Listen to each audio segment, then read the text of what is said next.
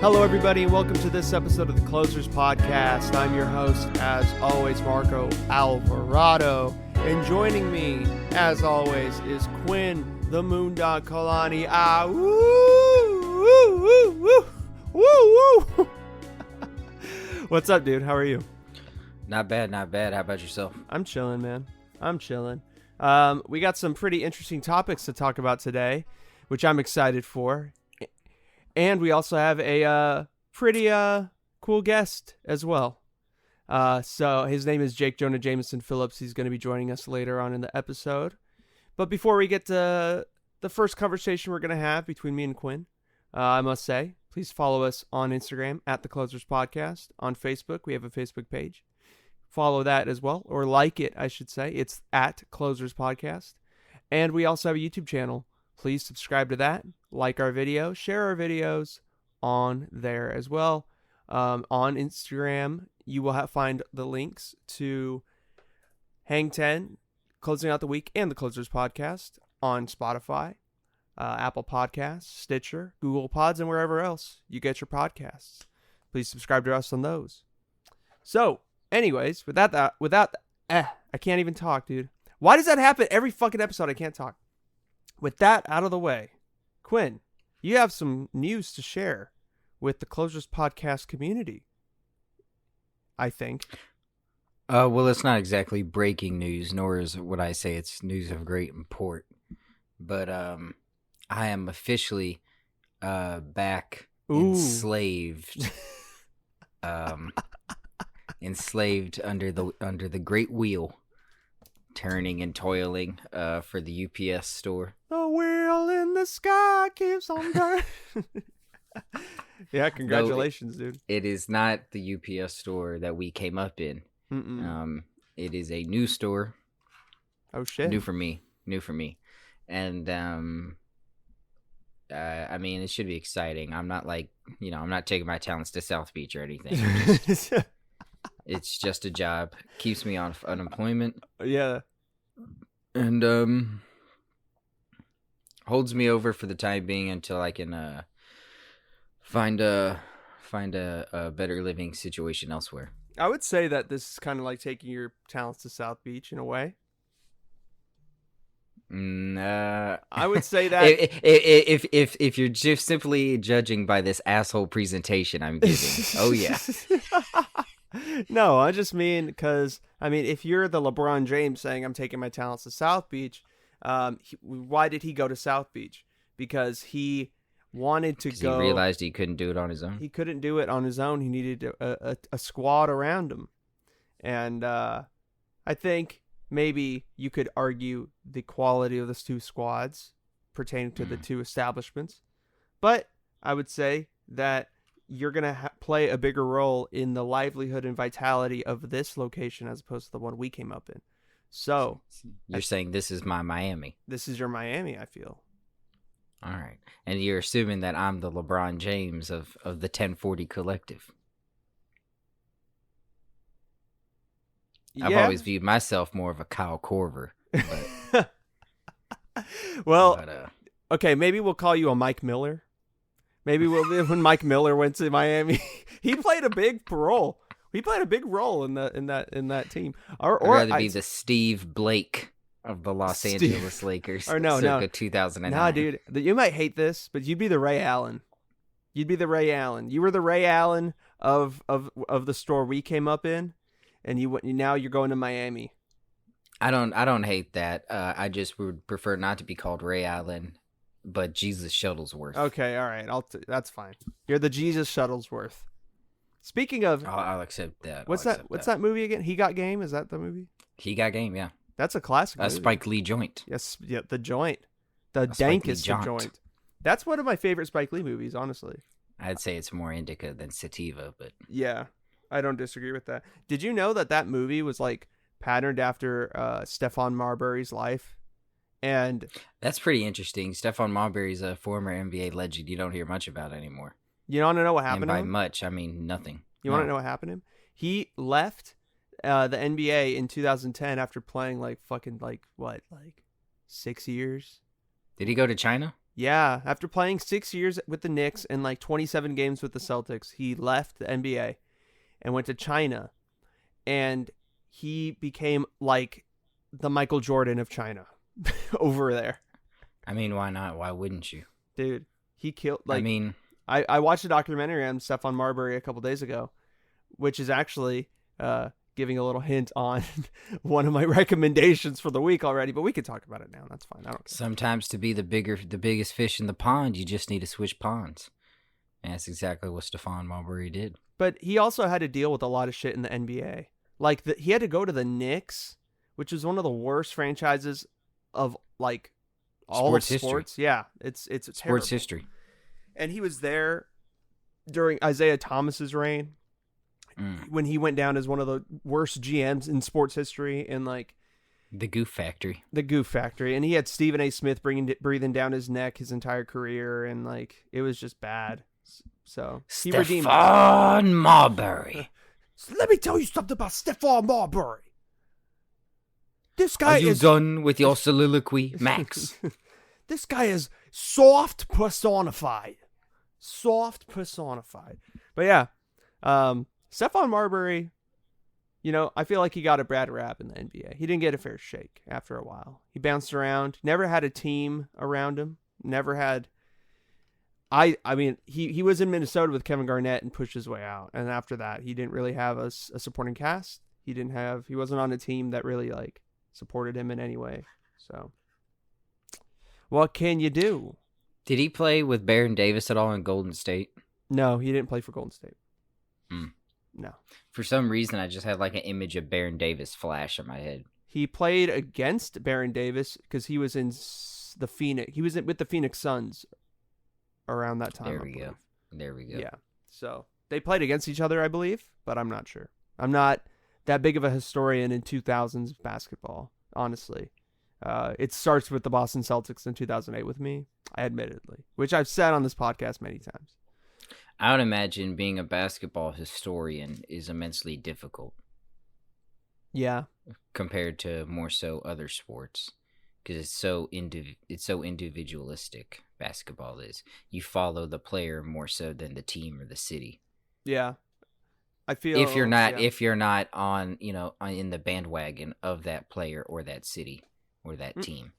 If you're completely objective about it, then, like if you're just like a basketball aficionado, then I imagine a lot more difficult tracing the timeline than it is in NFL. Yeah, I would agree with that. I think it's interesting too. I mean, you have this in every sport, but with basketball, I feel like there's so many storylines that just that fan base knows about within a team, as opposed to like when you're on the inside of a team's like fan base, like so many little nuances to the team and to each player and like where they came from in each storyline individually.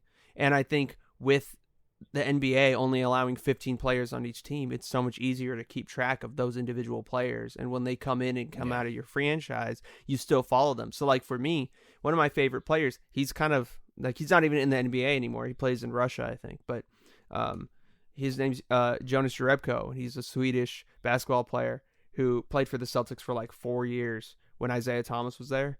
And like, he would just come in and have like, there was like 5 games this season. He would come in and just light it up, and they called him a Swedish Larry Bird. And he was like one of my favorite dudes because he would just light it up and just like go sit back down and like chill. And it was just so funny to see him come out and just shoot threes like 5 times a year. But he became one of my favorite players, but that's a dude that no one really knows about. Like people know about him, but they don't know like where he came from, that he played for the Pistons before and all that shit. So like, those little things really, I feel like with the NBA, it's easier to track players too. Because, a guy can be great on, let's say, the Rams, and then he goes to, I don't fucking know, the Broncos, and he doesn't even make the squad. Sucks it up. Yeah, he just, it's done. It's over. Bye. You don't even know what happened to him. He just gets dropped. Those are the New York Giant Kurt Warner years. Yeah. Speaking of historical historical moments in sports. Yeah. The Washington Redskins are changing their name, rightfully so. We've talked about this before. Yeah. But I'm interested. Have you thought of any name replacements in the interim? I heard one the other day, and I actually entertained it. I thought it was pretty decent, and it allowed them to keep the same color scheme. So, switching it from the Washington Redskins to the Washington Red Tails, Yeah. which is a reference to the African American World War II fighter pilot thing. Yeah. Which would be, pretty cool. It'd be pretty gnarly. What do you think? Where do you think they should go with this? I heard about the Red Tails, and I liked it. I like it too because it also has a tie to Native American culture as well. But they should do like what the Warriors have done since like the 70s, where they totally removed any sort of Native American iconography. They don't even touch it anymore, and they just use California iconography. They with their They use the bridge. Yeah, they use the bridge in the Bay Area, the Bay Bridge, and they use the what's it called? The numbers, the font is the font that you see on interstate highways here in California. Yeah. So instead of, they take the Golden State and they put that above the Warriors themselves. So it's really California pride is what they use for imagery. That's what the Golden State Warriors do. I think that is the right way to go about it. That's what the Washington DC Football Club, they should do that too. Do you think the name Warriors is problematic? I've seen on some posts via social media that they group that word Warriors in with other terminology that could be deemed offensive. So do you think it's reasonable to just avoid it altogether? I mean, the University of Hawaii, they're the Rainbow Warriors. Yeah. I wouldn't be opposed to changing it if it made sense. What do you think? If enough people are thinking like they should change Warriors, then okay.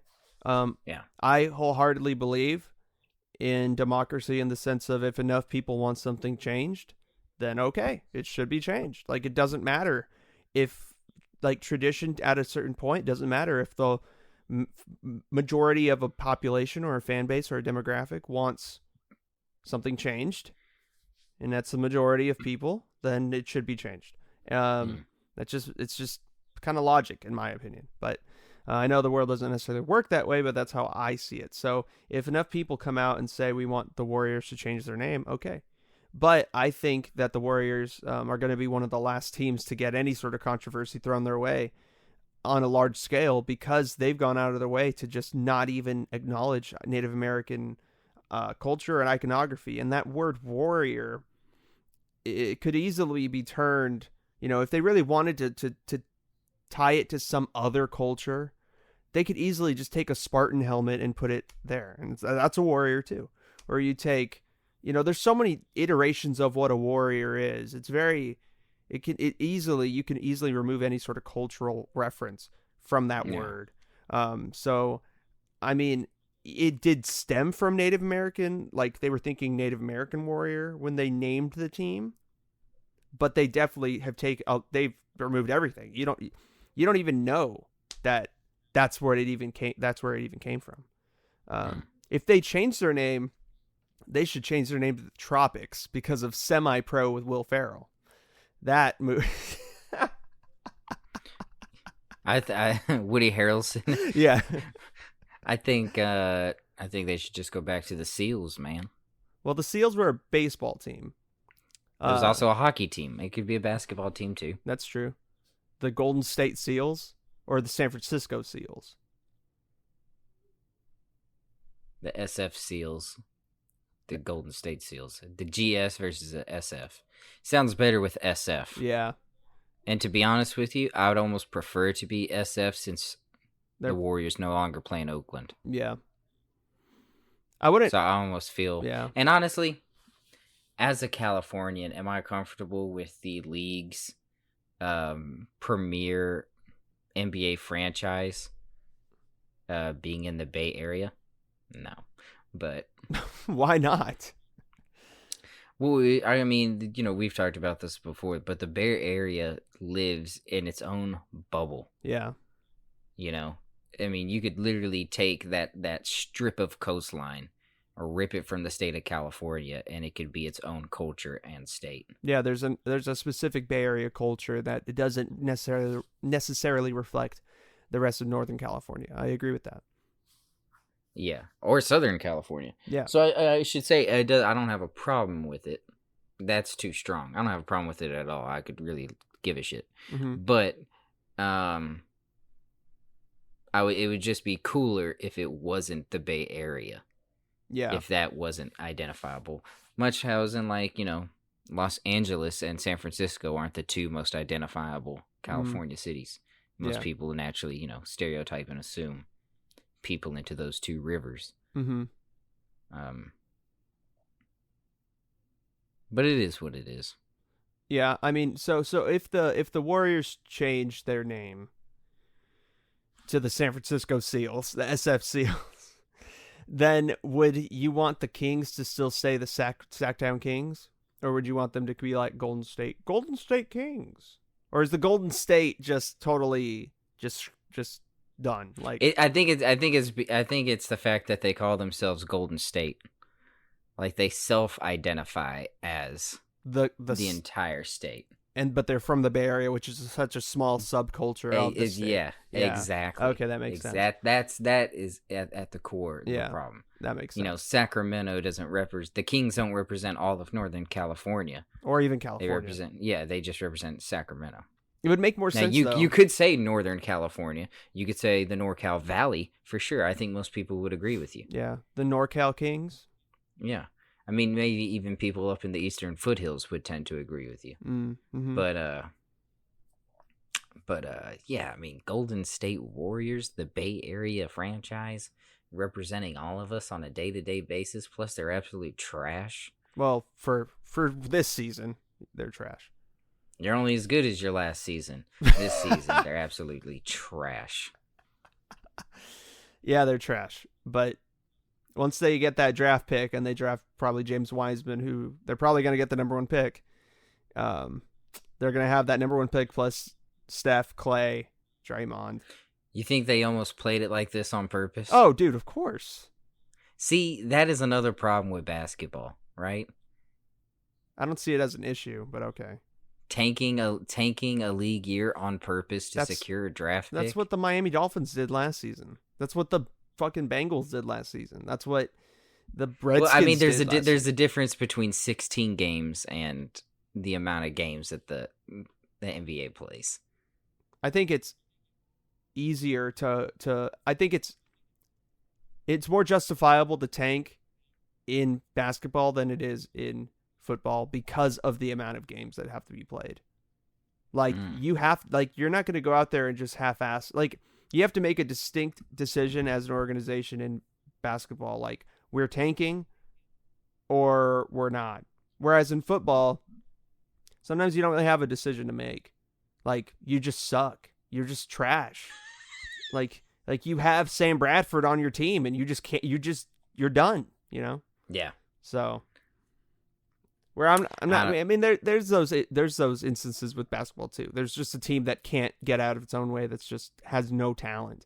That's definitely possible. I'm just saying that it happens more often in football than it does in basketball. I'd say, like if you get a good coach, a really, really, really awesome coach in basketball, and you get a group of guys that really buy into a culture, into a team. Like I said, you only have 15 guys, so it's easier to do that with a smaller team, and they can exceed their expectations a lot easier than a football team would. I would argue, but I would say you're right at a certain point. At that 8-week mark is when you're right.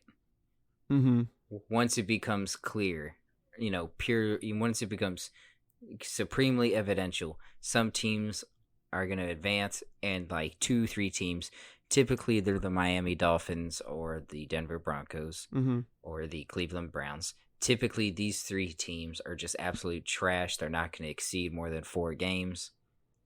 But I think there's a point in the NFL season timeline to which you're right. Yeah. And I think it's at that halfway point in the season. Whereas in basketball, there's more or less, and maybe I'm wording it wrong, but there's like, well, let's rest our starters for 2 games this week. Yeah. Mm-hmm.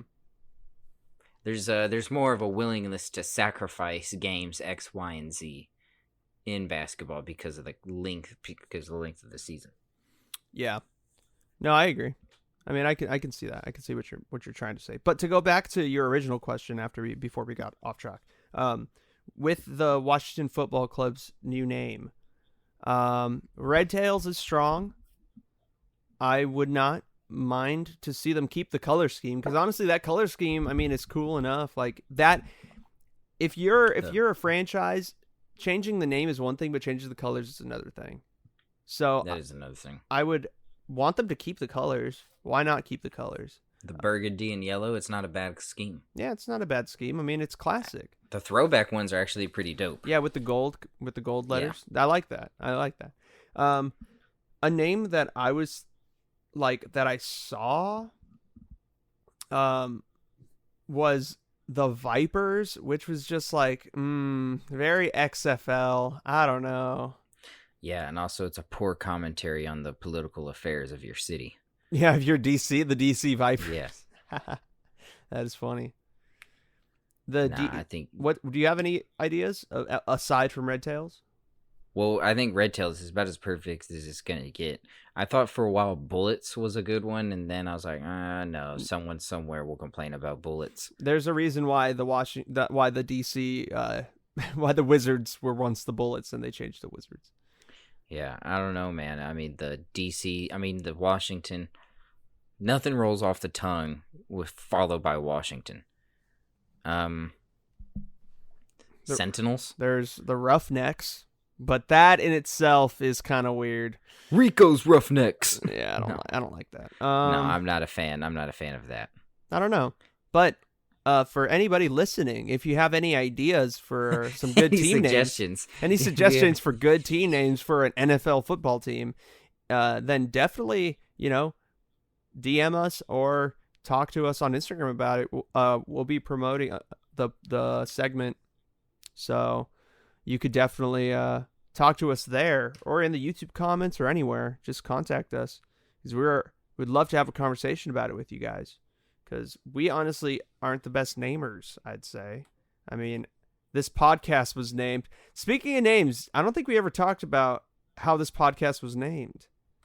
Maybe we have once before, but we could definitely go into that if you're down, Quinn. Real quick. Well, it's very American, meaning that it's very self-explanatory. We got about 10 more minutes. So, yeah, I think we can go into that. Would you like to do the honors? Sure, yeah. It started very plainly. Me and Marco were working at the store 1040, and we were the selected closers for a long time. For like half a year, we consistently closed about 4 or 5 nights out of the week together. And then afterwards, we just started hanging out, and we would just have these fun conversations and these wild trips. Most times at Leatherby's, sometimes at like Mountain Mike's or something. And then what's that one? Peony Palace, yeah. And then Palace. And then we just came to the idea, we were like, why isn't this a podcast? And instead of sitting down and brainstorming ideas, we it happens after closing. We are the closers. And at the time we were doing it at the store. Yeah. Which I'm sure if you're listening and you've been a long time listener, you remember. Yeah. We weren't allowed to name where we were recording, but a lot of those early episodes were recorded at the back of our UPS store that we were working at the time. Yeah. Yeah. So that's pretty much the inception of it. Closers podcast happened after the door closed at work. Yeah. And that's why we had like so many. That's why we had like some episodes with like 5 people just crowded around one little microphone. And you just hear Erwin off in the distance like, I don't like gang violence. Yeah, I think bullying is bad. And yeah, I mean, the White House is white because it's white. The Closers Podcast is the Closers Podcast because it takes place after closing time. It takes place right after It's that. been So one way since you looked at me. People in the water. Yeah, dude. God, that fucking story. Yeah. Hall of Fame worthy jam right there. Yeah, no, I don't think so. I disagree with that. But Barenaked Ladies, one of the all-time Canadian selling bands. one of the worst Canadian bands of all time. They are a disgrace to that musical country. One of the greatest musical countries in our world, and they just are the doormat. Wow. Yeah. I disagree. I think they're the mantelpiece. The mantelpiece? I think they're the mantelpiece of Canadian music. I definitely disagree. Nickelback is the doormat. No. Look at this photograph. No, I would say, okay, That's if we're terrible. if we're talking about a mantle, dude, Rush has to be up there, dude. If we're talking about mantle, Rush is like, what do you mean? Oh my god. I like Rush, man. I like Rush, but am I gonna sit here and say I love all of Rush? No. I like some good Rush jams. I like some Rush jams. Some Rush jams. Well, yeah, they have jams, But I don't put jam on everything. Just my toast. Oh my god. And my Tom Sawyer. Are you really gonna say? That's about it. Yeah, Tom Sawyer, classic. But are you really gonna say that Barenaked Ladies is better than Rush? Is that what you're saying right now? No, I'm not saying Okay, Barenaked good. Ladies is better than Rush, but I'm just saying from my perspective. Yeah, actually, I am saying that. What? Oh Barenaked my Ladies god. is the mantelpiece of Canadian music. No, and you're wrong. Objectively, that is just disgusting for you to say. I can't believe that you're actually just said that on this podcast. Well, I mean, it's either him or the dude that came out with the song "Red Red Wine." That's red, such a red better wine song. Make me feel so fine. That song is so yeah, much but that better dude than has any that Barenaked is Ladies that song. is a classic jam. That is a #1 jam. But Barenaked Ladies, one of the all-time great Canadian bands. Those 4 dudes, if there are 4 of them. You don't even know.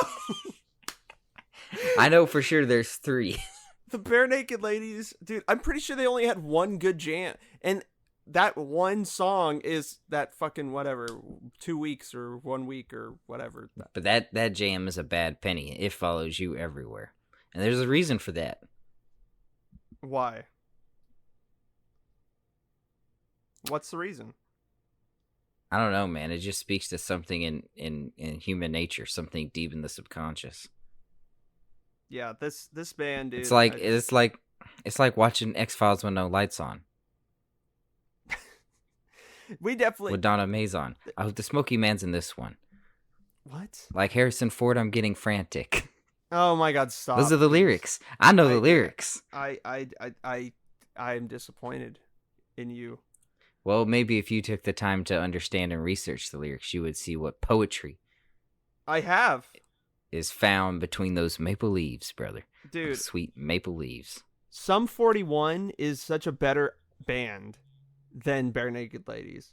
They're Canadian too. Arcade Fire. No. Arcade Sum Fire 41, is such a better name. Sum And 41. such a better band. What? If Hoobastank is Sierra Mist, Sum 41 is Squirt. Oh my god. Squirt is better than Sierra Mist. You can't have one good song on Tony Hawk Pro Skater 3 and expect me to allow you at the same level of the Barenaked Ladies. They did not have one good song. They had like 5. They had a whole great album. Oh my god, you don't even know. You don't even know.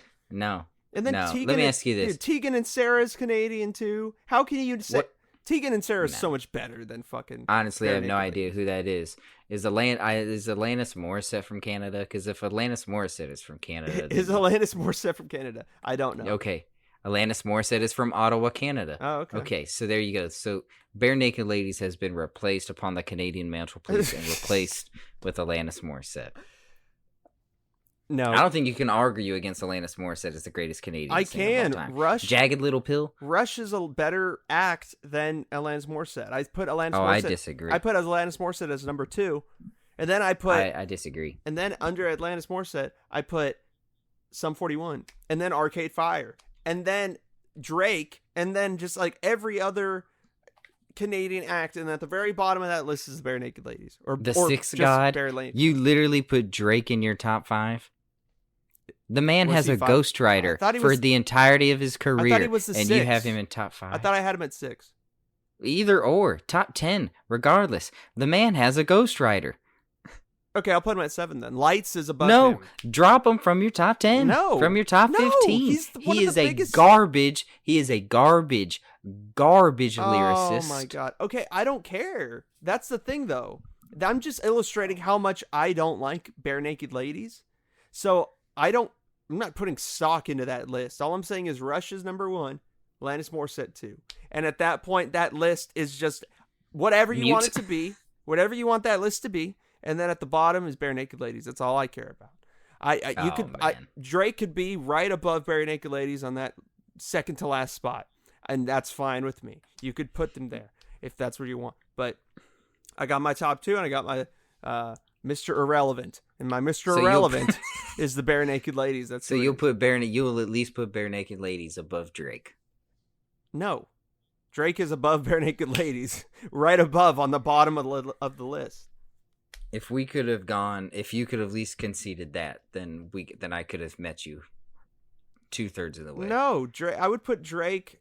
I would rather listen to Drake any day than Barenaked Ladies, and that's just how it is. That's how it be for me. Sorry. I would rather have Ebola injected into my eyeballs than listen to Drake. Well, I mean, you're probably gonna have to listen to Drake now that you're working at that place. So probably have fun with that. But it's like imagine if who's a musician with the same success level as Drake in a different genre? Who would you like today's music, or you mean at any time, at any era? In any era. What would you say if Billy Joel from Green Day came out and he had a ghostwriter? I wouldn't. And all these classic jams that you thought he wrote, you were just like, what? Well, it's different because we've always known that Drake has had a ghostwriter. That the people that like him even know that. They're just like, yeah, okay, whatever. Yeah, and I don't call them hip hop heads. I don't call them. I wouldn't call them that either. I wouldn't call them musician enthusiasts. But what's the point? What's your point? I don't have a point. My point is just that Drake sucks. Okay, that's fine. You can have that opinion. I'm just saying. I just believe Barenaked Ladies ain't nothing. That Troy, Glenn, and David, and the 3 other men who comprise Barenaked Ladies, not named Troy, Glenn, and David, are significantly better. Even rhyme scheme, the actual hip hop element of 1 week is so far exceedingly better, technically, than anything Drake has ever produced. Technically. No, the Chinese. Yeah. Oh, yeah. Perfect. You have a drumstick and your brain stops sticking? No. Goofy garbage song that belongs on like Shrek 2 or some shit. I can't. I don't entertain that. You may say the Barenaked Ladies belong in a Pixar film. I'm highly confident Drake has been featured in a Pixar. No, I don't believe he has. Maybe he has. I don't think so. Oh, Drake has definitely been featured in an animated film. Nicki Minaj was in like Ice Age 4. If she was in Ice Age 4, I guarantee you Drake was let's in some see. sort of Let's look that up. Let's look that up. Drake animated film. All right. I don't see anything. I see Timothy Drake, but that's... You Google it? You Googled it the same way I did. Yeah, I mean, I don't see anything about Drake being in an animated film. He was in Degrassi. I know that much. He was in Degrassi. There's nothing cool about that. I'm not saying that he's cool. Were you a Degrassi person growing up? No. Is it Degrassi? I always thought it was Degrassi. Whatever. That's just how much I don't care about Degrassi or Degrassi, whatever. I was a Skids UK head for most of my adolescence, so that's the side I fell on. Oh, check your boy out. I went to his IMDb page. IMDb. Okay. Drake, the artist also known as Aubrey Drake Graham, was featured in Ice Age, Continental Drift. Was he really? According to his IMDb page. No way. Shit. Well, okay, then he provided the voice. All right. Well, good for him. That's fine. I don't care. Look, I really don't care about Drake. Drake is nothing to me. But Barenaked Ladies, I don't like them. Drake, I just don't care. I just don't care. But with Barenaked Ladies, I actively am like, no, I don't like them. So that's my difference. Let me ask you this: have you done a deep dive into the Barenaked Ladies discography? No, and I don't care to. Or if you just I want to stay ignorant on them. Were you just exposed to the toxicity that is it's been one week, okay, and then it just soured you completely? Let me explain why I hate that song and that group, and why it's made me hate that group, because we, like you said, we closed for damn near like 2 years straight. Almost every shift we had was a closing shift. Almost every day that I worked at that store, I would hear that song. And it wasn't just that I would hear that song. It was I would hear it at like the worst time, where I'd be working with a customer who is just getting on my last fucking nerve. You know, our boss at the time would come in and start like, he would be in a bad mood, and like everyone else would be in a bad fucking mood. You'd be in a bad mood because like a pest control guy would come in or some shit, and I would just be there. And I'm like, they would taint the room with their filth. Today, I would be like, today just couldn't get any fucking worse. And then all of a sudden, it's been. And it's just like, fuck. 1 week. And the amount of times that I just wanted to just run out that fucking door into traffic. It's a Groundhog Day song. It's a time loop song. It's a time loop song. It's the perfect time loop song, to be 100% honest with you.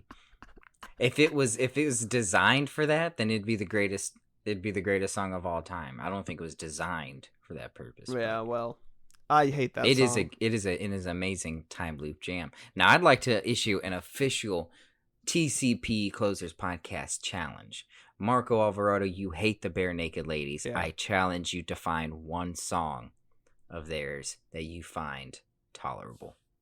No, I'm not doing that. I don't care enough to do that. There's so many other bands that I would rather delve into than fucking the Barenaked Ladies. And they're not even the Barenaked Ladies. They're just Barenaked Ladies.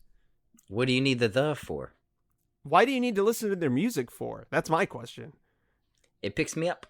Well, good for you, Quinn. It gives me a cheer. I like to when I hear 1 week, it forces me to reflect upon the week that I've had. Well, you know what I do? I close out the week, all right? I don't have to reflect. I already do that enough every fucking week. I don't want to constantly be reflecting on this week. Jesus. Oh, but anyways, I think it's time to tune in with our boy, Jake Jonah Jameson Phillips. We're going to talk about some cool stuff. So here that is.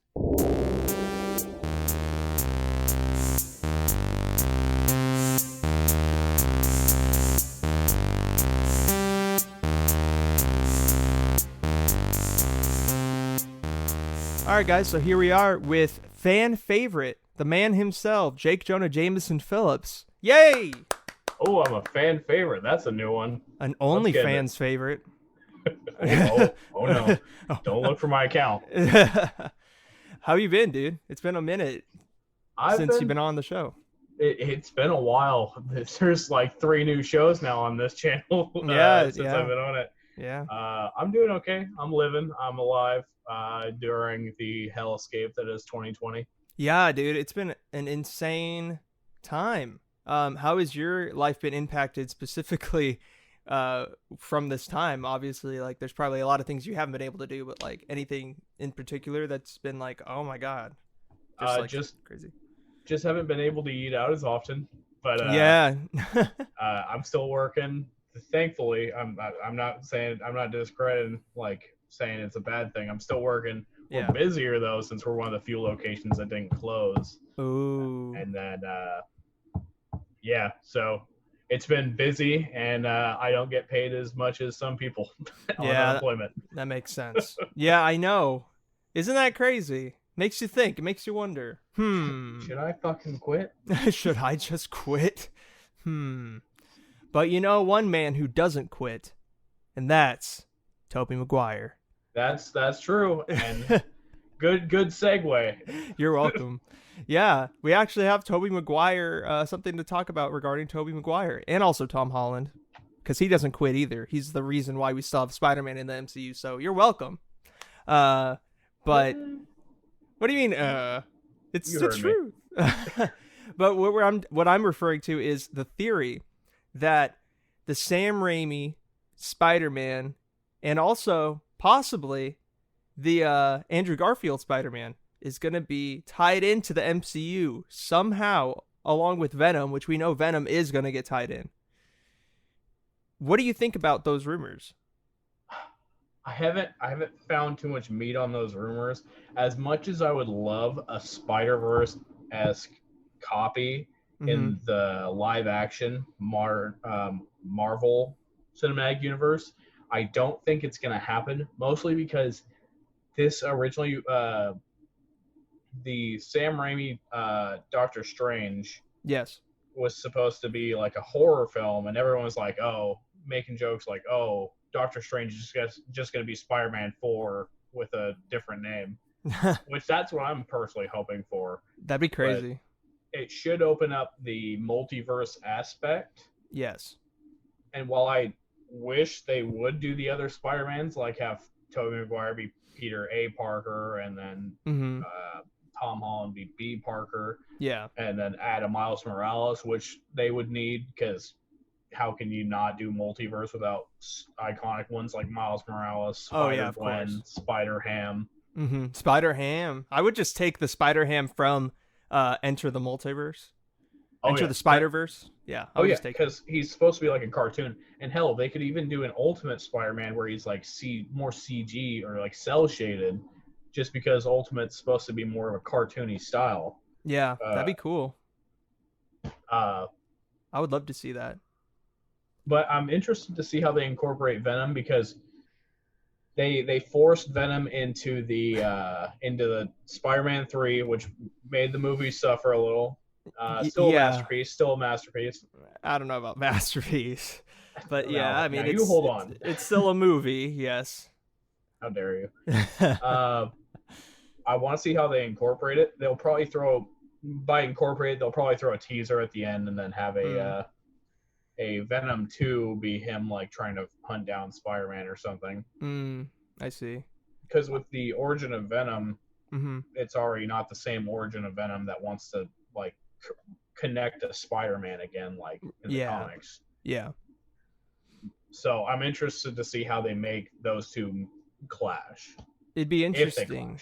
Yeah, I think it'd be interesting to have them, like, Venom fights Carnage in the new Venom movie, and then Morbius would tie into that somehow, because Morbius is like a scientist, right? So he would like help Venom, or Eddie Brock, I think his name is, find like hunt him down basically, and then he's in New York, and then Spider-Man shows up in New York too, obviously, because doesn't Venom take place in San Francisco? I thought he took place in SF. Probably. Yeah. One thing they could do, they could go an alternate route and have they've done it before, is where Spider-Man's actually Carnage. They could go that way, but usually Carnage is supposed to be like a serial killer. Yeah.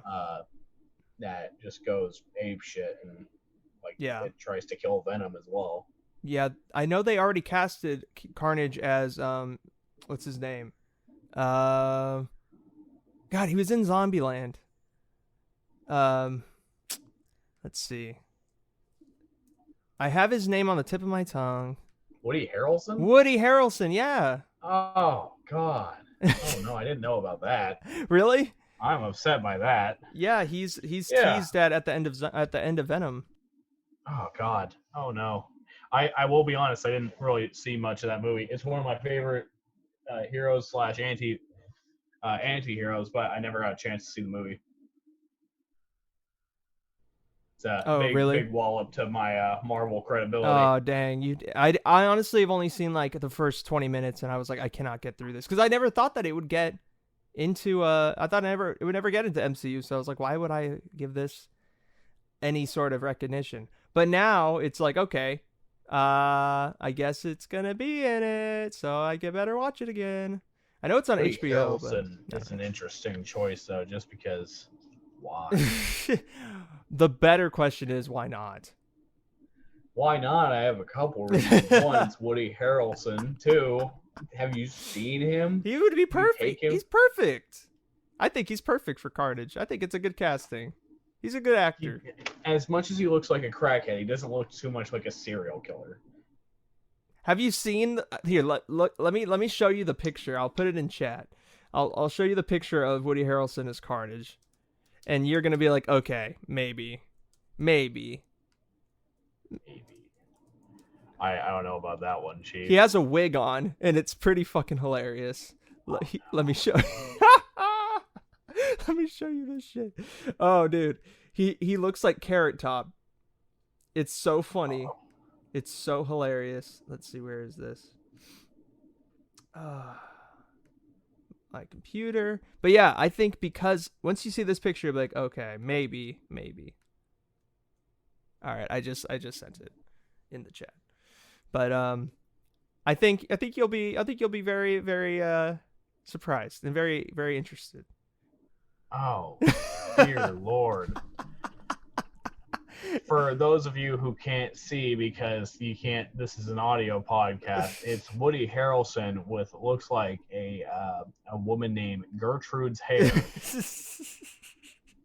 And boy, is it not great. But he looks like a serial killer. He looks like something. He looks like he's got a Jerry curl. I love it. I hope they do it justice. I hope so too. Let's just say that. I hope so too. Because Carnage is one of my favorite characters. But he's supposed to be a really interesting. I personally like Carnage as a character myself, and if they don't do it justice, I'm going to be upset. Just like they didn't do Spider-Man justice with Tom Holland. Oh, come on. At least it's not. Really At least it's not Andrew Garfield. Okay, we can agree on that. That's fair. But it'll never be Tobey. Yeah, you're right. He will never be Tobey. He'll be better. But anyways, nice try, but no.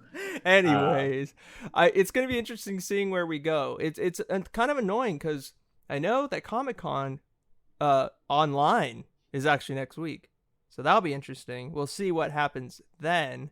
People still dressing up to watch their computer. I'll wear my Spider-Man onesie that I had to wear for the debate. Shameless plug, if you want to hear me and Jake debate about Spider-Man for 3 hours, Tom Holland versus Tobey Maguire, we have that on our YouTube channel. So just we went in depth of every Spider-Man movie. We did to the T. Except the Andrew Garfield, we didn't even acknowledge him, much to the chagrin of Carlitos Salamanca, but it's fine.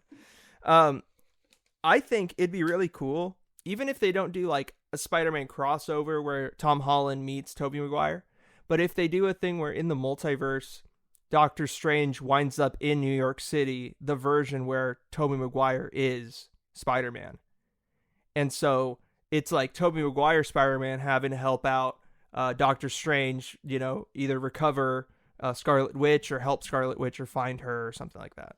That'd be cool. That would be great because one, like they could take advantage of every piece of nostalgia that came from old Marvel movies. They could have a cameo as Iron Man being alive in a different universe. Yeah. They could have a cameo as someone being evil. They could have like bits of just random characters that weren't shown in there. Yeah. Like they could have the Inhumans like Black Bolt in there. Yeah. They could have the X-Men in there. Yeah, they could also things have that should be in. They could also have the Eric Bana, what's his name? Yeah, the Bana Hulk from 2002. They could have him in there, or an homage or something regarding him. But they probably want this movie to succeed. But, yeah. But they could also get into more like if they were still going to keep it a horror movie, which I feel like they should have. They could have gone into some dark timelines, like the zombie universe, like the one where Thanos kills Thanos because he didn't kill the universe right. Oh, right. They could have done huge views into horrible universes. I see. like the Earth 2 versus Earth 1, where Reed Richards is trying to kill everyone. Oh, right. Yeah, that'd be a cool way of introducing the Fantastic Four, even if it's for a little part. I am interested. It would be, but you know one thing for sure, since it's a Sam Raimi movie, Bruce Campbell's going to be. Oh, yeah. Oh, yeah. And that I'm looking forward to. Me too. It'll be funny. Bruce Campbell's the man. He's funny. He's a funny guy. I love his cameos. The only way I would accept them putting a different Spider-Man in besides Tobey is if Bruce Campbell was the Spider-Man in the like an old, like grizzled Spider-Man. That'd be super funny. I would love that. I actually agree. That'd be a really good. I think he's got enough like wisecracking to do it. Yeah, I agree with that. That'd be really funny to see him, Bruce Campbell. And then if they had like really goofy actors as like him and like the Vulture, or like, so instead of Tom Holland and Michael Keaton, it's like what was his name? You just said Bruce Campbell. Bruce Campbell.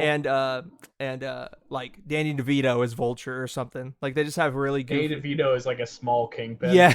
Yeah. Just mess with the universes. That'd be so funny. I would love that. Like if they go that route, where they just go a little goofier, because I know they've tried to keep the MCU like drenched in some realism to keep it tied down. But I think in Phase 4, they're definitely gonna kind of like let it kind of go off the rails a little bit.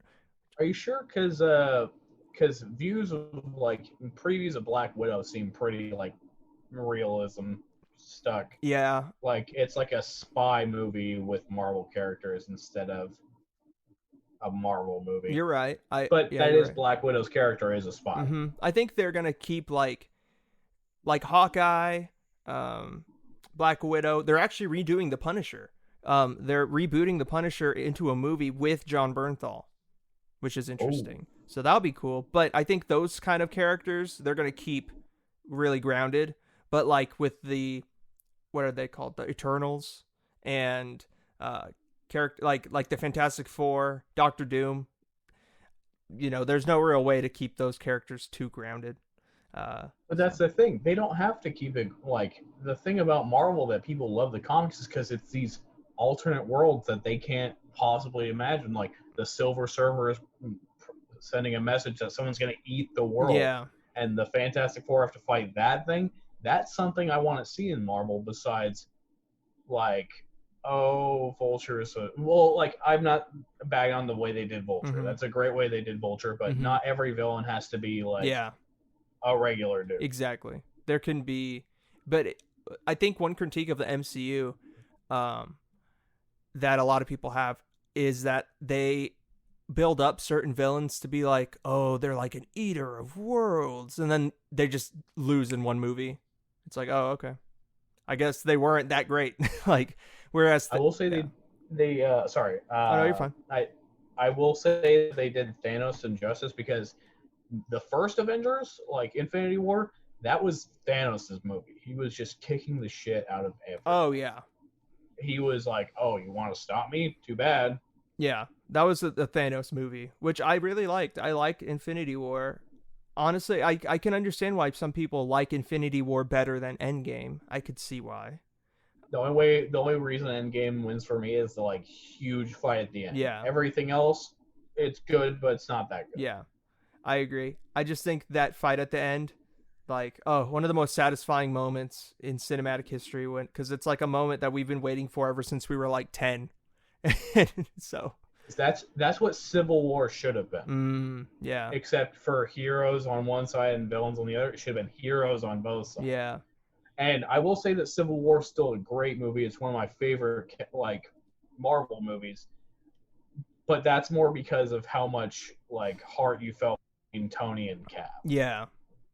But you're supposed to feel that between every hero and their respective like friend. Yeah. And Civil War should have been a 4-part movie. I agree. It that's such a huge plot line within the comics that for it to be reduced down to one movie was kind of weird looking back. But everyone was just hyped to see Spider-Man for the first time since Andrew Garfield. So I think that's like the moment everyone was kind of waiting for in that movie. That's fair. But I mean, I don't know. I'm excited to see where the MCU goes, especially how they're gonna take the X-Men and how they're going to integrate them. Do you have a pick for who you'd want to see as Wolverine? Well, freaking Hugh Jackman. That's the only person I ever want to see as Wolverine. Oh man, that is a perfect cast. It is a perfect cast. I agree. It's one of the few perfect casts that's been like J. Jonah Jameson, Doc Ock, Wolverine, freaking Professor X. That was a perfect cast as well. Yeah. I will say his reboot still did a great job. Oh, what's his name? Professor X. Yeah, I know who you're talking about. He was in that M. Night Shyamalan movie. Yeah, I know who you're talking about. Yeah, he did great. And also Michael Fassbender as Magneto, the young Magneto, he was really great in that too. I would say. He did do that character a lot of justice. But Hugh Jackman's like a perfect cast. Yeah. It's hard to like pick someone else after you've grown, especially watching these movies growing up. Imagine anyone else's Wolverine. It's just difficult because he's even said he's done playing Wolverine. So it's hard to kind of like, I don't know if he'd come back unless it's through the multiverse where they just bring him back for maybe like 1 or 2 movies. I think he said he would reprise his role if it was with Deadpool. Oh, okay. But that was like a quote like of him saying that on like Twitter like 3 years ago. Oh, okay. We'll see. I mean, that'd be a good way to see him again. Is in Deadpool. I have a feeling, even if he's not even like fighting, like if he's just like a passing character, like he was in the reboot of the X-Men, where he was just they were trying to recruit him. He's like, fuck off. Oh yeah. I think it'd be funny to see Deadpool just come in during the Doctor Strange movie, just because the dynamic between those two characters would be so hilarious to watch. Oh yeah. And the thing is, Deadpool's supposed to be like, they need to add him in. Mm-hmm. Like, it's gonna change Spider-Man's movies from PG-13 to NC-17. But come on, let Spider-Man have his buddy cop movie with Deadpool. Oh, dude, it has to happen. That would be one of the best Spider-Man movies especially if they put Taskmaster in. Yeah. But how they like to do villains is they like to kill the villain, even though villains are supposed to return. Yeah. So they're probably going to kill him in Black Widow. Oh, you think so? I hope not. I hope I'm wrong. But what this thing likes to do is they like to throw their villains away. Yeah. Because Vulture still exists, but you won't see him. For a minute, yeah. It would be cool to see villains that like pop up in different movies. Like the same villain, but he or she fights Spider-Man and Deadpool in one movie, like you said, Taskmaster, and then the next movie he fights like Thor. He somehow gets shot out into the galaxy and then like turns up as the Thor villain, and like that'd be cool to see. That's something that the comics do a lot that the movies don't really have that opportunity, because comics you can have different storylines every week, but these movies cost millions of dollars. And I wouldn't mind taking like a quality dip in terms of like the graphics and stuff if we got more expansive stories. Yeah. I think like 3 episodic like things instead of like one movie. Like heck, the Punisher on Netflix wasn't great, but it wasn't as great as a Marvel movie, but it was good. Yeah, it was good. Daredevil wasn't as great as a Marvel movie, but it was decent. Oh, dude, the first season, in my opinion, still holds up as one of the best Marvel things ever. Oh yeah, Luke Cage was interesting. It got a little bit odd in some of the choices, yes. but it was still okay. And I won't lie, I didn't watch Iron Fist or the other one. Oh, Jessica Jones? Yeah. I watched Jessica Jones. It was actually not too bad. Iron Fist, I could not finish the first episode. Luke Cage, I got through like episode 3 and I was like, dude, I can't do this. This is ridiculous. And that's like one thing is that they followed the characters pretty well. They followed what they're supposed to do. It's just they like something with execution didn't go through. Yeah, it just sucks because that idea for the Defenders, and that was like a pretty awesome idea, but in like you said, in execution, it just didn't come to fruition like we all thought. But and one thing that hurt those characters is that they're all New York themed heroes, while Spider-Man's like New York's hero, and they didn't have any, and they couldn't have any interaction. Yeah, like Spider-Man and Luke Cage team up half the time. Spider-Man and Daredevil could team up if they needed. Exactly. Just because heroes meet up and split off all the time, especially in like cartoon shows and the comics. Yeah. Which that's one thing that animated movies have a lot more power, is they can throw someone in that sounds like a hero that doesn't cost like $5 billion to budget. I agree. Yeah. They can mix and match characters at will, whereas in like live action movies you have to like schedule every actor, and there's so many logistical intricacies to that whole process. And you have to find someone that looks like the character and sounds like the character, and can play the character. Yeah. While you can just like, that's one thing I'm so excited for Spider-Verse 2, is that you can do an amazing movie and have assets to use with the character and not have it be as detrimental to your budget. Yeah, exactly. I agree. I think it would be really interesting though to see Daredevil in the new Spider-Man movie as his lawyer, since he's accused of being like a murderer by Magneto, and Jonah Jameson is the Alex Jones of the universe apparently now. Magneto? Huh? Oh, by Mysterio, my bad. God. I was like, yeah, no, not Magneto. Not yet, at least. But that's one thing I'll give him props for doing. Like, oh, you had the goal to show his identity, but it also killed something they could have done with Spider-Man. That's like an integral part of his character. Having him get a job at the Daily Bugle, working for J. Jonah Jameson. Yeah, and that's something that for the goal they had to do it, not worth getting rid of that story, not getting rid of that subline. Yeah, because you're a fan. It's not important to the plot, but it's important to atmosphere, and it's important to you. Yes, as Jake Jonah Jameson, of course. Can you imagine the first two Tobey Maguire movies with, like, especially Spider-Man 2 without J. Jonah Jameson? Oh yeah, no, that's not a movie. It would have suffered huge amount of like loss without him, just because he helps make part of that movie. Yeah, I agree. That would be a really interesting dynamic to see. Peter, as a photographer taking pictures around the city, stuff like that. That's still a really like pivotal part of the character in a lot of people's minds. I understand that what they're trying to do. They're trying to go in a different direction with the character. I get it, but like you said, I mean, it'd still be nice to see, a little bit of, of that. But who knows? I mean, there's a lot of funny and interesting creative ways that the MCU would be able to allow him to still have that kind of role in future movies. If there's, some sort of, if the whole J. Jonah Jameson Times Square part of the movie was actually an illusion in itself. And so like J. Jonah Jameson doesn't know who Peter Parker even is, and like, or something, I don't know, where he was still in an illusion, even though he thinks that he's not. Like, it's Inception kind of. It could be that.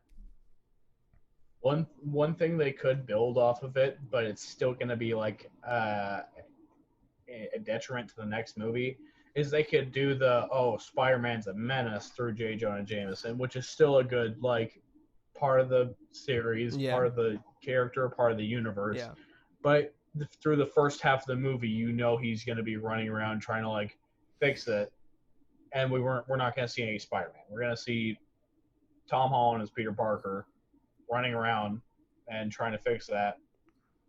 And to be fair, as much as Tom Holland does a good job playing Spider-Man, it doesn't sound too interesting to hear him try to do that. Yeah. But they might do something completely different. I'm not a director. I have no idea what direction they're going with. Yeah. I just hope that they don't Gwen Stacy Zendaya. Zendaya, yeah. Because as much as I don't care for her Mary Jane, just because, I don't know, just didn't hit with me. Uh-huh. She's a great actress. Yeah. And like she did a great job in the movie. It's just characters aren't hitting for me. Mm-hmm. She still deserves to continue that character because Yeah. she's doing a good job at it. Yeah, exactly. I don't think they should kill her off or anything. I think they should introduce Spider-Gwen at some point, because that would be a really cool character to bring into the MCU. It would be, but I think they'd probably do that. They'd probably bring in her or Miles when they decide to kill off Tom Holland. Oh, okay. Yeah, you're right. But they might not kill him off until he would need a reboot anyway. Yeah, until we're maybe like 35 each of us. Like you and I are like 35 years old. And then he's like, because at this point, like he's like, Tom Holland's around our age, so he's like growing with Spider-Man too, even though he's playing like a fucking what? He's like, well, actually no, he's younger than us. So he's playing like a maybe 17-year-old Spider-Man now, maybe 18. Maybe they'll just jump forward in time and he'll be like 18. I think they have to do a time jump. I think they have to do a time jump with Spider-Man. Like it's weird to keep this, because when he was like 15 in the movie, he was 15 in real life, but then he got older in real life and he stayed the same at the movie age. So he's like, if they keep going at this pace, he's going to be like 25 playing an 18-year-old, and that'll just look weird. Or like it'll be like Tobey Maguire playing a senior in high school when he's like 30. You don't want that. True. That was kind of funky, and all the like grown adults playing high school. But when they changed it to college, it was seniors. Yeah, like, yeah. Oh yeah, this is what people look like in college. Yeah, exactly. Well, at least that's what they're supposed to look like instead of what we look like. I know, yeah, but a bunch of goobers, yeah. But I think the next movie they should time jump to like early college. Yeah. Because Peter is in university half the time. He's in a comic. Yeah. And it would just do better for the character. Yeah. I think high school is kind of overdone with Spider-Man at this point. And the thing is too is in the comics, he's only in high school for like a really small portion, correct? He's not even in high school too often as portrayed in the comics, right? If anything, it's Ultimate Spider-Man that is, and not too much like spectacular or amazing. Because Ultimate's usually a younger Spider-Man or a younger Peter Parker. I see. But who knows? They could take it in a new direction. I'm waiting to see what they do, because I love Spider-Man as a character, and Far From Home wasn't the greatest Spider-Man movie, like, to be fair, just because it really kind of put mud on one of the core values of Spider-Man. And I expressed this during the debate. Yeah. They're like, oh, why should I do this? I'm on vacation. Oh, yeah. Great power comes great responsibility, you dingus. Yeah. I mean, yeah. But I look forward to what they try to do in the future. Hopefully they can kind of turn it around, and at the end of the movie he sucked it up and fought. Yeah. But let's see if they can keep that kind of attitude going. Yeah, I think it's going to be a thing of now he is in the upper echelon of Avengers movies, or not Avengers movies, just as a character. He's like an Avenger. He is like the cornerstone of the future. If you had a football team, he's your quarterback of the future. You know, he's going to take you to the promised land. Maybe not now, but he's going to lead the team at some point, and he's primed now. He's a vet, and he's ready. So I think in the next movie he's going to show just that he is Spider-Man. He's not learning anymore. There's no more training wheels. Like, he is Spider-Man. I'm excited to see that. Remember when they were prepping the new Avengers at the end of one of the movies, and then they just threw that idea out the window? Of him being an Avenger? Oh, no, not of him being an Avenger, of them, like, training the next generation of Avengers, and they just threw that out the window when Thanos showed up. Oh, yeah, they were like, yeah, no, we need to kind of get... forget that storyline. Yeah, they're... New Avengers? Who? I know, but then at the end of Spider-Man Far From Home, Nick Fury shows up again with sword. Not the shield, but sword, remember? He has, like, he's working with the... What are they called? The Skrulls? Yeah. Which that's an interesting choice they did as well. Yeah.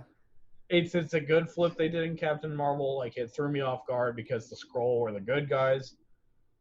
but it also takes away from a lot of stuff that could happen with the scroll, like, oh, these people using each other's identities and powers against them. Yeah.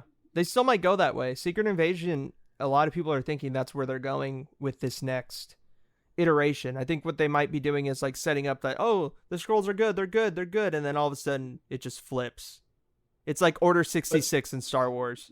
And then But that would just be a rehash of Hydra Shield, which it's just like, oh, Nick Fury's working for this secret organization. Oh, it's bad. I guess. And as much as I'd love to see the Skrull fight him, I wouldn't want to see a rehash of as much as I love Captain America Winter Soldier, of that same plot line. Yeah, that's true. I think another way that they could do it is by introducing the Fantastic Four and Doctor Doom basically like forcing his way to power and becoming the king of the Skrulls or something like that.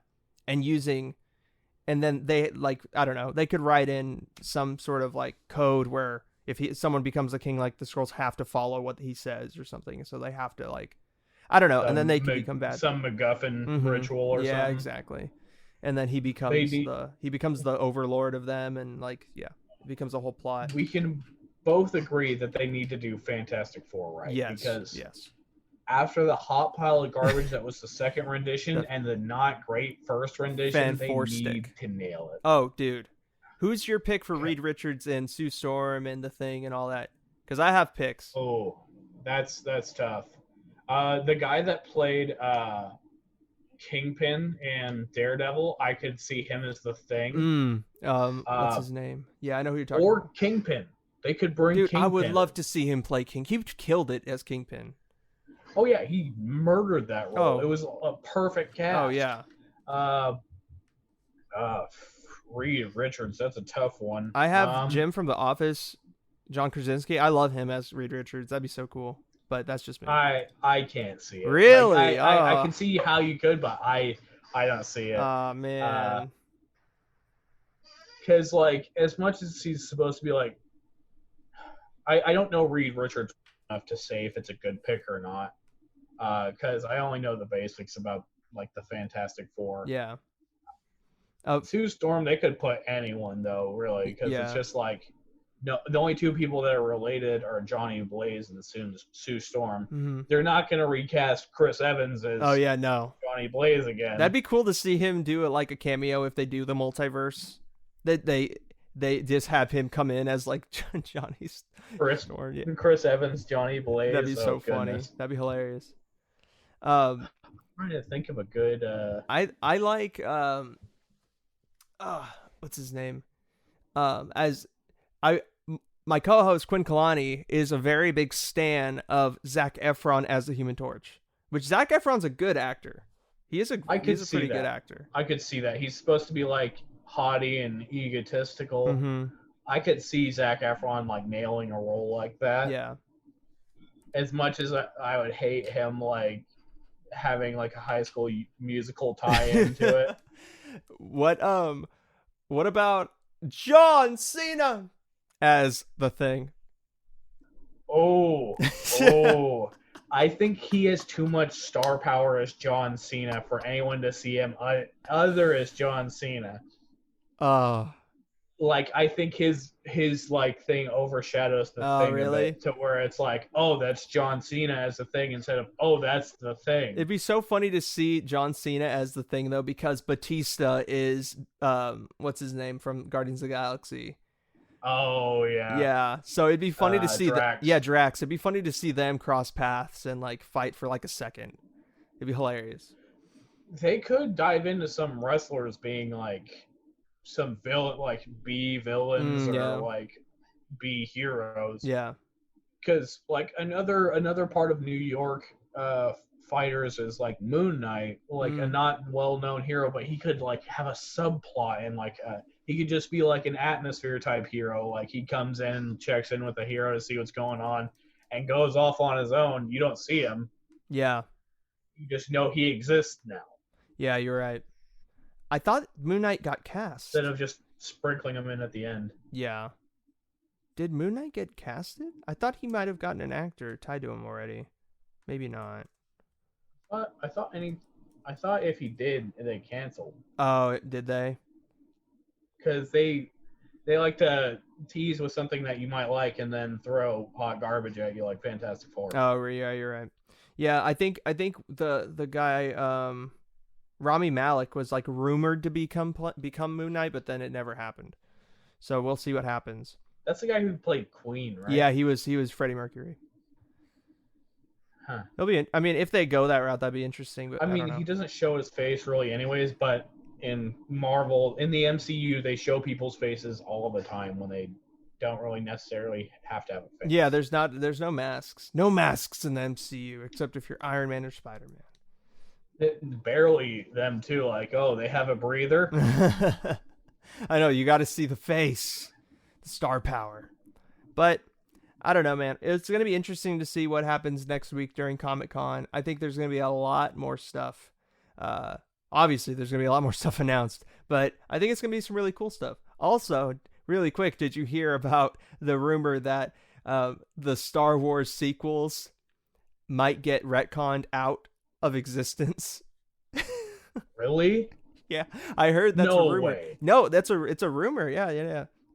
It's no way would they spend that much time trying to make people like them and be like, yeah, just kidding. No, but what they're thinking of doing is basically adding that to Star Wars Legends, so they're still gonna put the expanded universe in it. Yeah, they're just gonna call that, like, basically there's a mirror room apparently on the Death Star 2, the second Death Star in Return of the Jedi, where like Palpatine's able to look into different mirror universes, and this is taking place in one of the mirror universes that he's like peering into.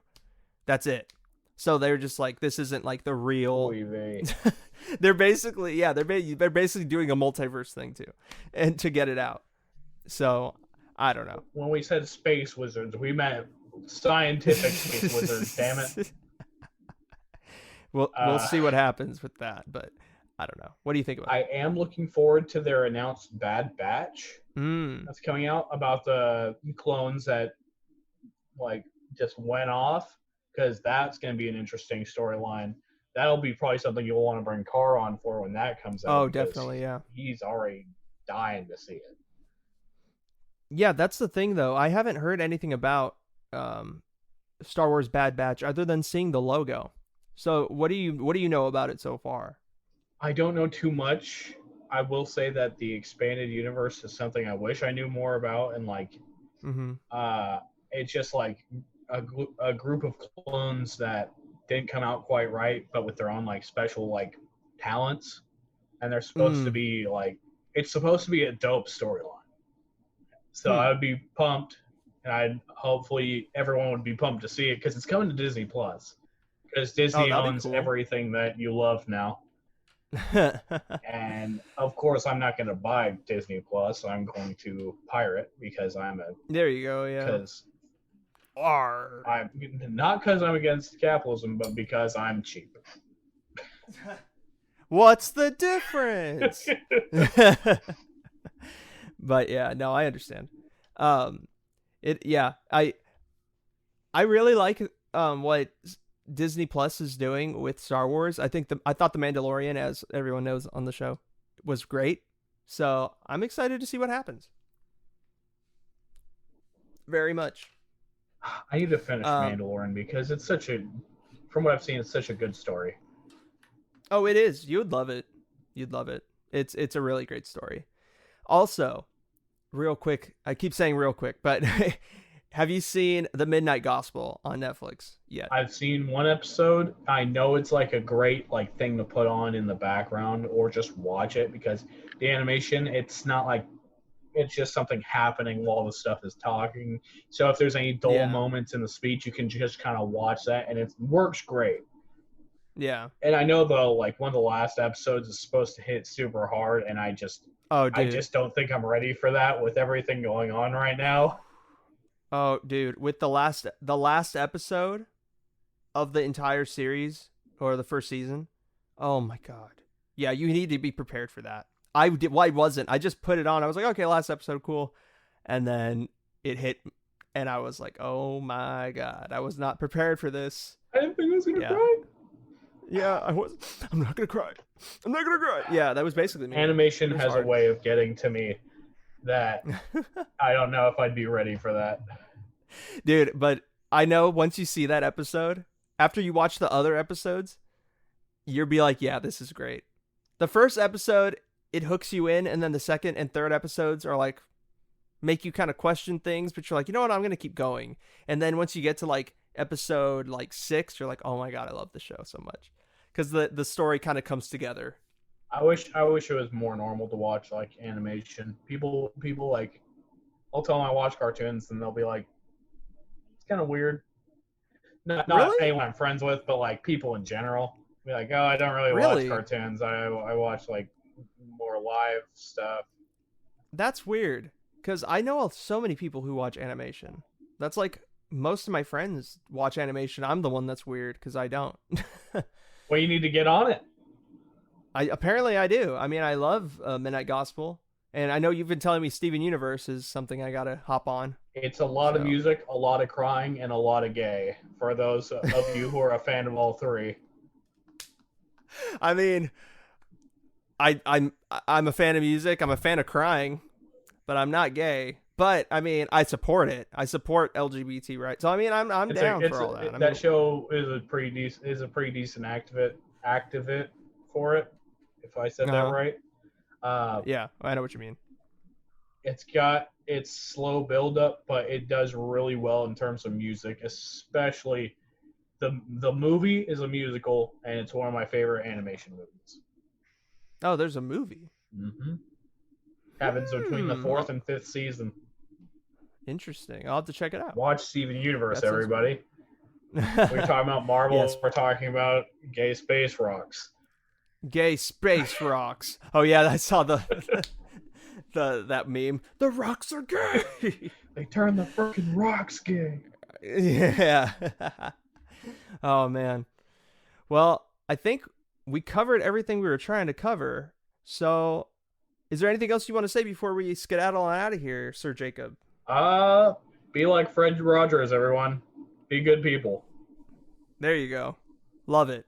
Love it. We need more good people in today's day and age. So. And wear your mask. Thank you. Oh yes, wear your masks. God, people, why do I have to keep telling you? Jesus Christ. But Jacob, thank you again for coming on as always. We'll definitely have you on again soon in the second season. Anytime. When there's more to talk about. I know you're busy, guys, so thank you for taking some time for us and for the audience. We definitely appreciate it, and I know that the audience definitely appreciates it too. But yeah, I guess now it is time for us to talk about or give our weekly recommendations. So here that is.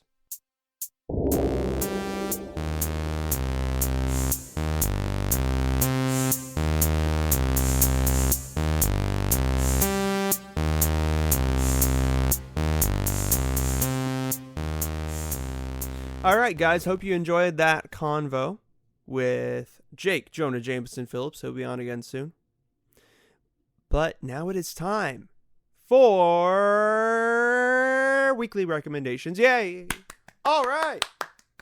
Should almost get a drum roll in there, huh? I know, I should have. Quinithan Kalani, would you like to, as always, go first? Sure. My first recommendation this week, perhaps, if you're a bit older, maybe a bit controversial.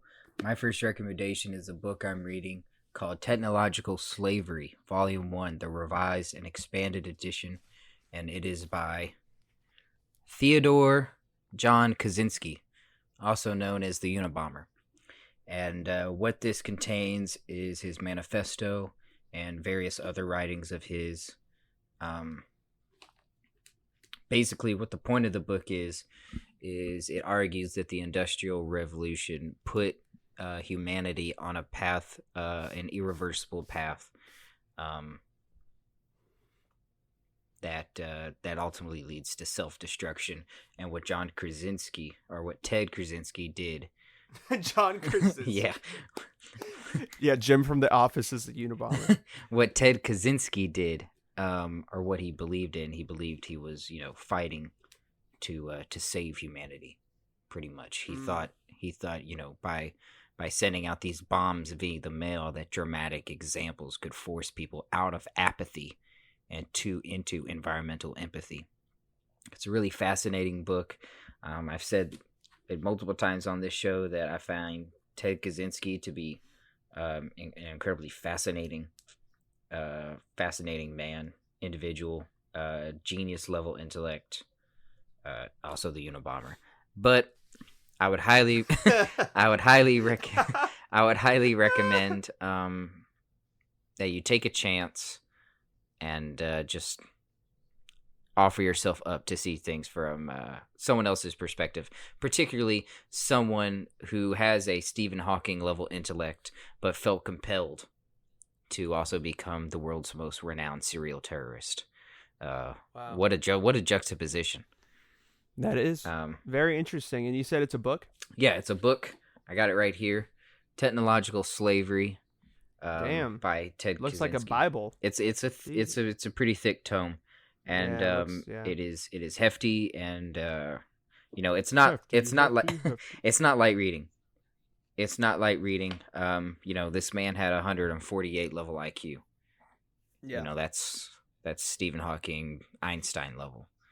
How long have you been trying to read that, or have you been reading it for? I've been trying to read it for a couple months, to be honest with you, and I keep having to go back and reread it, or reread passages. I find it to be incredibly complex, but I think it's also incredibly insightful. And there's, ironically enough, there are more than a handful of truths that can be found in this man's sentiment. So I highly encourage it. Technological Slavery. Very interesting. Thank you, Quinn, for that. Appreciate it. My first recommendation is something I kind of hinted to when we were talking about the NBA and the history of sports. And what I was referring to is a documentary called A Kid from Coney Island, which Quinn is not a fan of the title. But it's about Stephon Marbury and his rise, fall, and redemption in basketball. He, is from Coney Island, and he was redeemed as what? I just can't get over how terrible that title is. A Kid from Coney Island. Its sequel, A Kid from Fuck All Nowhere. Like, come on. What? Coney Island is a very well-known place. I don't know what you mean. Yeah, maybe for Joey Bag of Donuts, but Okay, well, anyways, it's a very great documentary, I feel, and it's definitely is inspiring, at least to me. It shows that you can have everything you want, whereas Stephon Marbury basically had anything that a kid from Coney Island could have asked for. Playing for the New York Knicks, the hometown team, having family close, getting paid almost, $20 million a year, everything that a person you would think could want. And he was one of the most unhappiest people in the NBA. Even he admittedly said at the time he was super unhappy. So unhappy that he actually ate Vaseline on camera one time. That did happen. And you see it in the documentary. Very, very cringeworthy stuff. But he went from that cringe-tastic individual. What was his eating method? I don't know. He just, he put it on his finger and he just like. Oh, okay. I was thinking maybe if he did the 2-finger scoop. No, he's one finger. No, one finger. But he was like breaking down, and he like was having a breakdown on webcam, and he was just like showing himself eating it. I don't know, but it just goes to show you could go from that cringe-tastic type of person, who is, kind of like the butt of the joke in every NBA circle in the mid-2000s. He went from that to the greatest player in Chinese Basketball Association history, winning 3 titles and becoming like revered nationwide in China, becoming like their MJ. Like they have a exhibit in his name. Like they show his story in China. Like they have a museum of Stephon Marbury. So that's pretty amazing. They love him. So it goes to show you can always come back. There's always a road, but you're gonna have to go far on that road sometimes to find where you want to be. So I just felt like it was very inspiring. So A Kid from Coney Island, you can find it on Netflix now. And I really... Do you think Donald Trump will reach out to Stephon Marbury to help repair relations with China, like he does Dennis Rodman in North Korea? Dennis Rodman. Maybe. We'll see. But anyways, Quinn, what is your second and final recommendation? My second and final recommendation was one of my favorite horror movies of the last 10 years, and it's actually a remake. And remakes of horror films are generally not good. I'm talking about You, Child's Play remake of last year starring Audrey Plaza. Yeah. But this remake I actually found to be really good because it stuck to the simple formula that the first one did with just a little less humor. And that is the... Jeepers Creepers. No. That is the... I don't know what year this came out, to be honest with you. I'm holding the disc in my hand. But it is Fede Alvarez's Evil Dead remake starring Jane Levy. And I will get you the date here. But it's an awesome film. 2013. It's an awesome movie that that plays on a lot of the strengths of the first one. Cabin fever, teen angst, classic horror movie tropes. And it sells at them, I think a lot of times films in cinema, they tend to try to reinvent the wheel. What this remake does, is that it it sticks to the script, sticks to what got you to the dance, and it does it well. Sometimes the basics, the fundamentals are the prettiest thing you can do. And this movie, Evil Dead 2013 remake by Fede Alvarez starring Jane Levy, I think does this. It's tremendously scary. The special effects, the makeup, the costuming is all great. And Jane Levy's performance in it is amazing. I thought it was one of the better performances of 2013. I think acting in a horror film is immensely difficult. Portraying those extreme emotions, pretending that death is on your doorstep. So, Evil Dead, Fede Alvarez 2013 remake starring Jane Levy. I highly recommend it. I haven't watched a horror movie in a long time, so I'll have to give that a look because I've been kind of jonesing to watch a horror movie again. I admittedly have a bias against horror movies because I just always found them to be just really cheesy, and I am admittedly a snob when it comes to movies. But recently, I've been feeling like delving into waters that I haven't necessarily delved into before. What is your favorite? Do you have a favorite horror movie? That's a good question. Or what sort of horror disturbs you? Disturbs or me? What sort of horror gets to you the most? Most?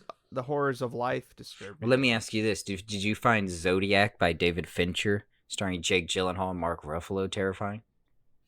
Not terrifying, but that's my type of... Like psychological thrillers. Psychologically, I can definitely get behind. But when it's like Scary Monster Run Away, I tend to laugh. I have pissed off many friends who take those types of movies very seriously and get really scared. And I just see right through it and I just start laughing. Like a Midsommar that we saw in theaters when it came out. Yes, Midsommar. I remember your reaction watching it live. You were very perturbed by it. Dude, the Midsommar, Hereditary, those types of movies where it's just like those movies that just stick with you for weeks and you just can't stop thinking about it. Actually, we watched Midsommar, remember? It was actually a year ago today, actually. Really? Is today Midsommar? Yeah. No, today's not Midsommar. I know Midsommar was recently, wasn't it? Midsummer is the solstice. Was that the not summer recently? Solstice, which is June 21st. Okay, so it was recent, but it's not today.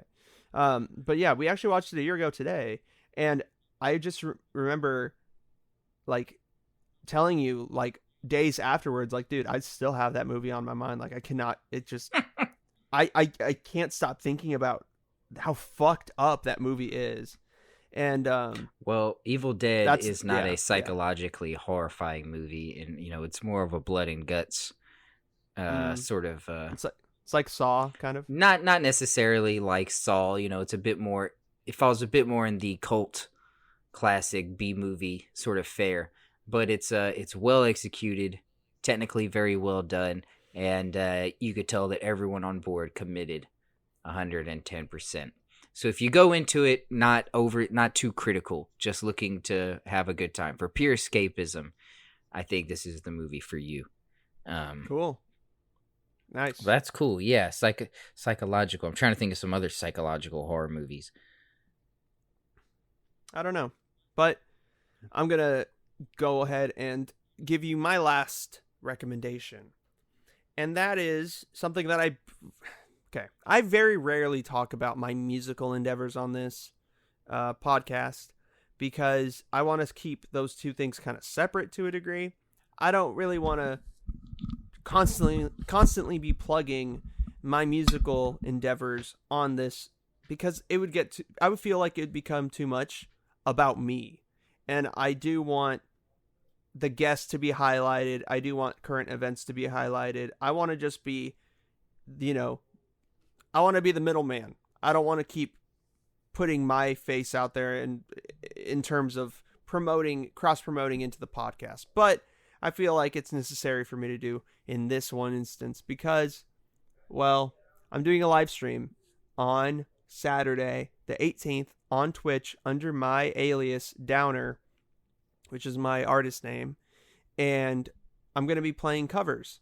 I recently covered Coldplay's song Yellow, their classic song off of their Hall of Fame worthy album, Parachutes. That was just turned actually 20 years old a couple days ago, which is why I covered it. And, I felt like I want to have some fun, play some music, talk to some people, give some people some more content. So I felt like doing a covers live stream would be perfect. So if you want to check that out on Saturday, it's on Twitch at 6 p.m. Pacific Standard Time. Follow my Instagram account, my music Instagram account at DownerCA, and click the link in that bio, and you'll be able to find the Twitch link from there.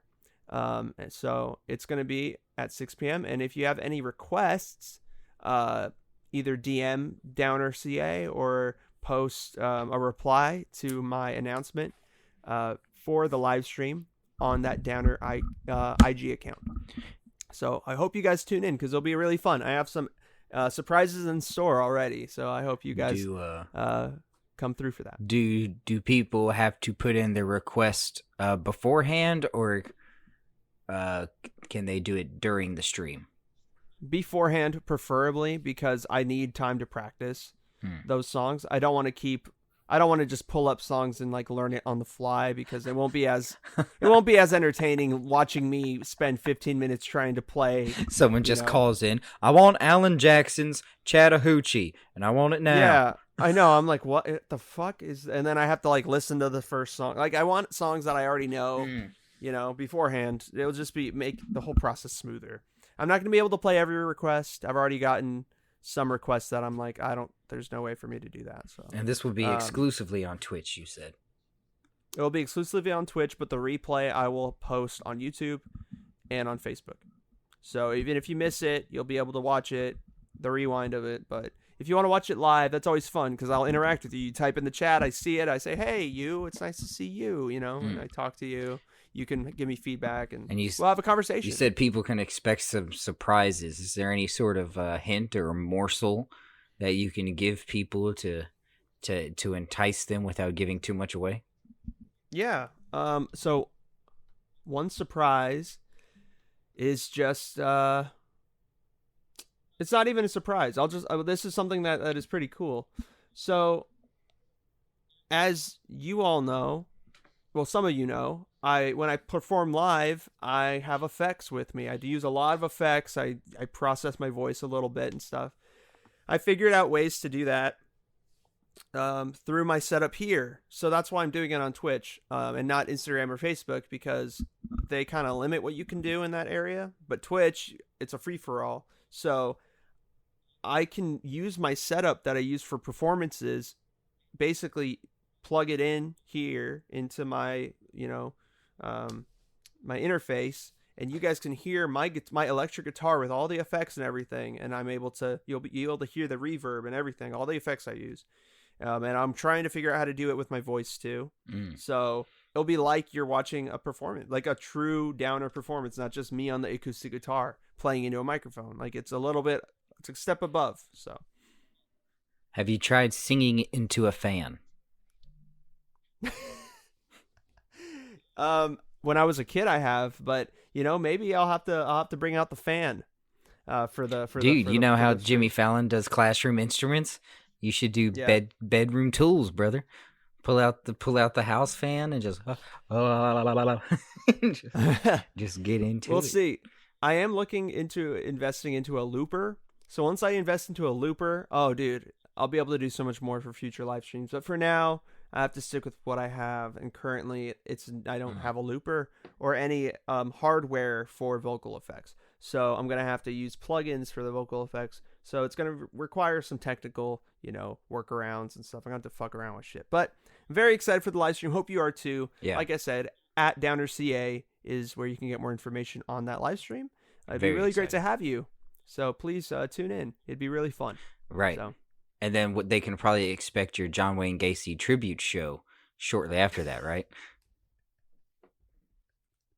Oh, yeah, of course. Right. Yeah. Because I'm a huge John Wayne Gacy fan. You'll be playing that at some kid's party coming up soon, right? No, that's not happening. I'm sorry to burst your bubble, Quinn. The Dahmer cut. We want it. We want the Dahmer cut. No. But no, on a serious note, everybody look forward Downer's Twitch stream on Saturday. This should be a good time. Good music. Yeah, it'll be really fun. I hope you guys tune in. It'd be really awesome to have you in the chat. And then, like I said, if you have any requests, please DM at DownerCA or post a reply in the announcement post on the Downer account. E40. Yeah. We want E40.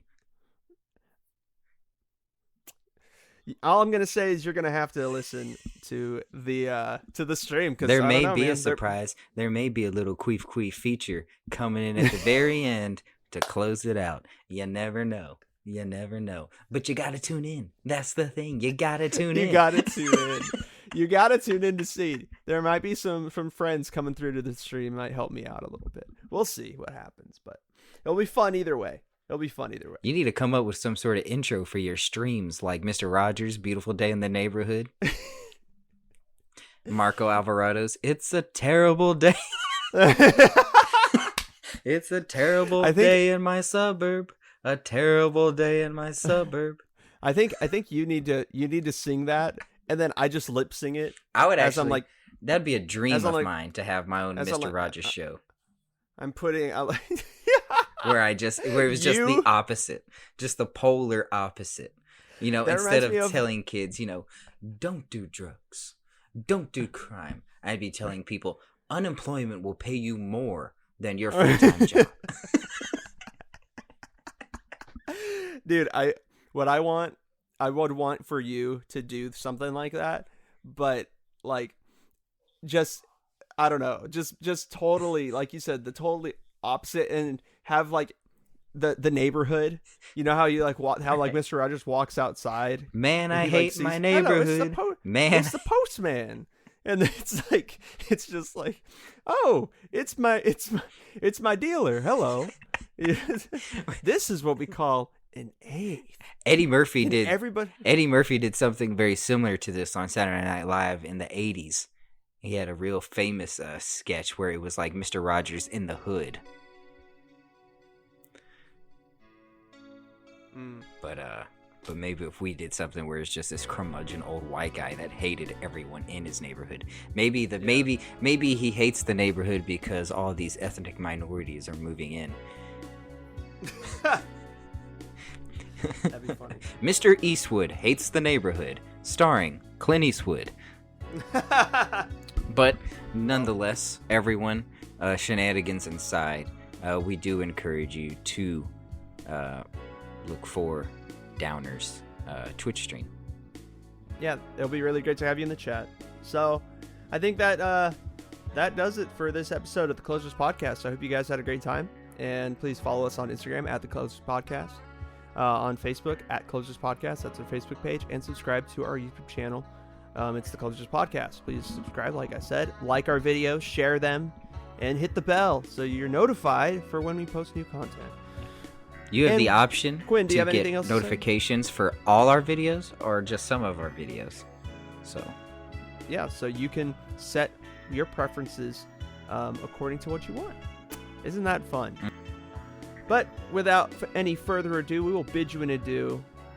I will be closing out your week in style on Friday for closing out the week. Hope you tune in for that. Love you guys. Take care.